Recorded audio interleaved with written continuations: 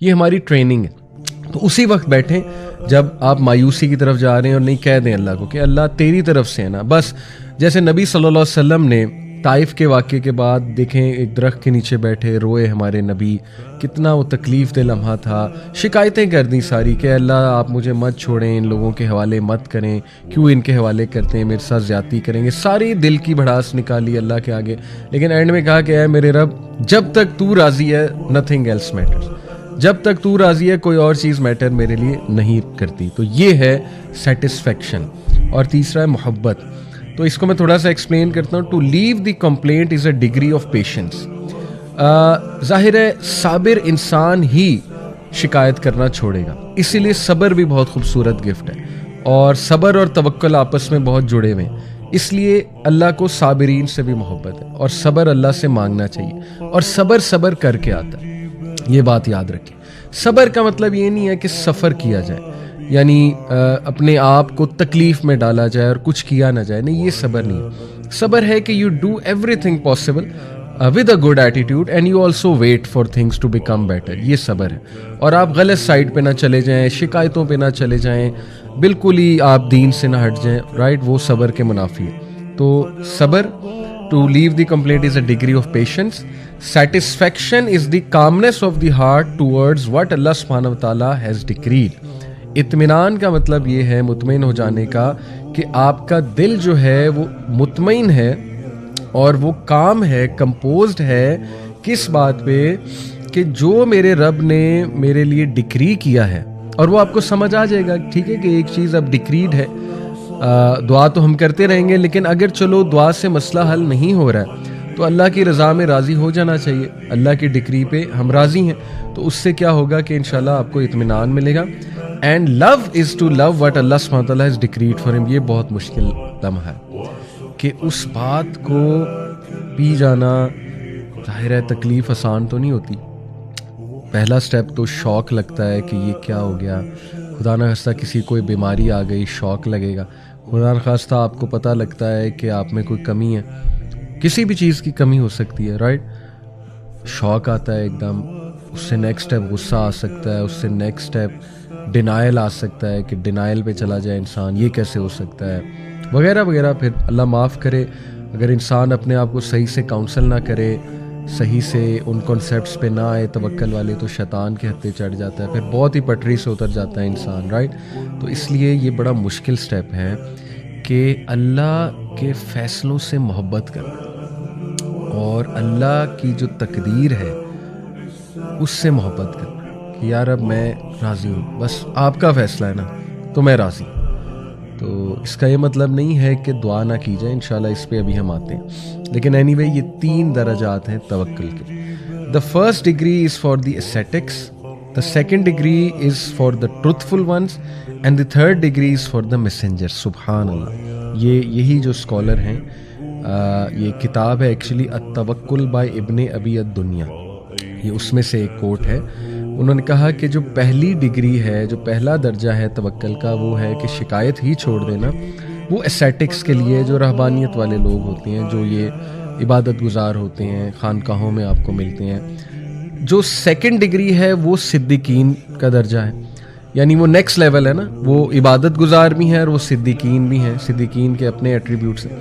اور جو تھرڈ درجے پہ آ جاتا ہے, جو محبت کرنے لگتا ہے اللہ کی ڈکریز پہ, جیسے رسول اللہ صلی اللہ علیہ وسلم کی لائف ہے کہ انہوں نے اپنے ہاتھ سے اپنے 2 بیٹوں کو دفنایا, انہوں نے اپنے ہاتھ سے اپنی بیٹیوں کو دفن کیا, لیکن وہ اللہ کی رضا پہ نہ صرف راضی تھے, محبت بھی کرتے تھے, پسند بھی تھے انہیں اللہ سبحانہ تعالیٰ کے فیصلے.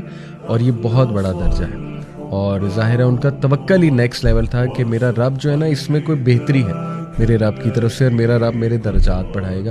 یہ رسولوں کا اصل میں درجہ ہے, اور اس درجے کو بینچ مارک بنانا ہے, کیونکہ اللہ کے نبی صلی اللہ علیہ وسلم ہمارے لیے مثال ہیں.